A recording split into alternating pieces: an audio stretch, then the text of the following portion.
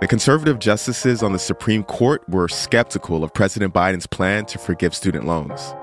That's where we're starting the 7 from the Washington Post.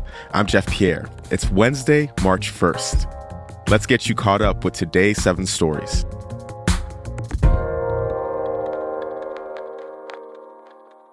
The Supreme Court heard arguments yesterday about the student loan relief plan. The central question was whether President Biden has the authority to cancel up to $20,000 in federal student loans for millions of Americans. The court's conservatives have the majority, and they were skeptical. Supreme Court Justice John Roberts questioned the fairness of providing loan forgiveness to some and not others. He also suggested that something so costly would need Congress's involvement. If you're talking about this in the abstract, I think most casual observers would say if you're going to give up that much amount of money, if you're going to affect the obligations of that many Americans on a subject that's of great controversy, they would think that's something for Congress to act on. And if they haven't acted on it, then maybe that's a good lesson to say for the president or the administrative bureaucracy that maybe that's not something they should undertake on their own.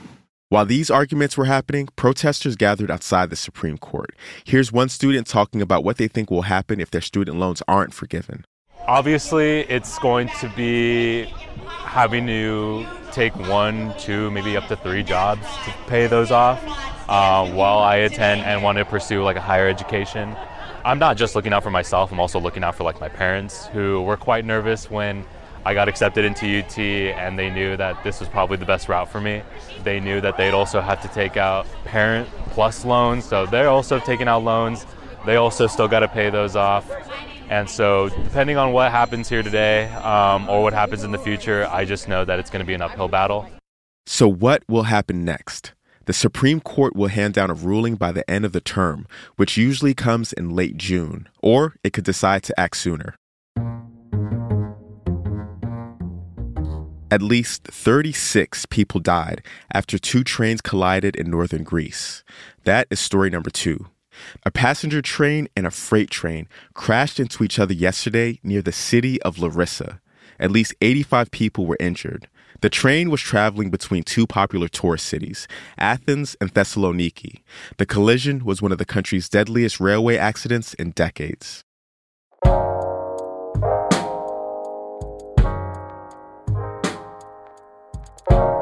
Number 3, Chicago Mayor Lori Lightfoot lost her bid for re-election.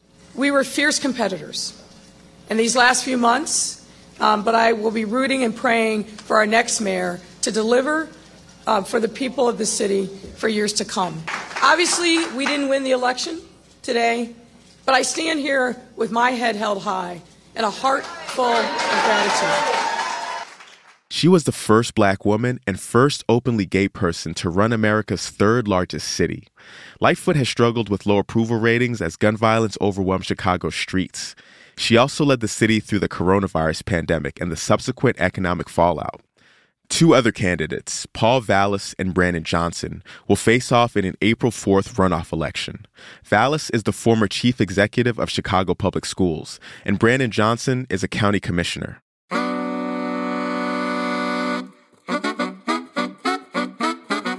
Number 4, a winner was declared in Nigeria's historic presidential election.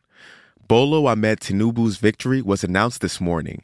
He's a member of the country's ruling party. His win came despite the unpopularity of the outgoing president.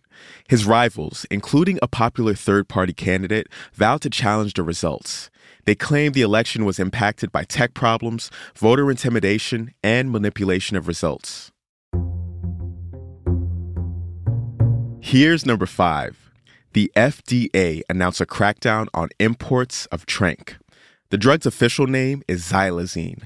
It's a potent animal tranquilizer that people have been mixing with illegal drugs, like heroin and fentanyl. The mixture has devastating health consequences. Yesterday's alert will let authorities stop shipments of the drug and its ingredients. The goal is to make sure that they're only going to veterinarians.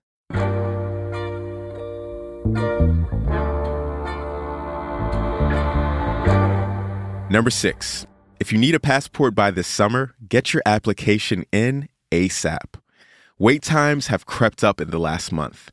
It's taking around 8 to 11 weeks for a routine application and 5 to 7 for an expedited one. The clock starts when the office gets your application, not when you drop it in the mail. The agency also temporarily suspended its online renewal program, which could also complicate the process. And at number 7, you'll be able to talk to Microsoft's chatbot straight from your PC soon. The AI-powered Bing chatbot is being added to the search bar in Windows 11. Bing has amazed and unsettled people with its answers to complicated questions. The software update started rolling out yesterday, but you won't be able to chat with Bing unless you've made it off a wait list that has millions of people on it. And now it's time to talk about the next part of your news routine and to start earning some bragging rights. The Washington Post launched a daily news quiz this week. It's called On the Record. So here's how it works. Monday through Thursday, you get a quote that's been in the news, and your challenge is to identify who said it. Over those 4 days, you're earning points. And then on Friday, there are 10 quotes and a big final bonus question, which you can wager all your points on and try to double your score. I'll tell you what, check it out this week and play from the beginning next week, and maybe we'll shout out some scores here on the podcast. The quiz, again, is called On the Record. Look it up or go to WashingtonPost.com/news-quiz. I'm Jeff Pierre, and I'll meet you back here tomorrow.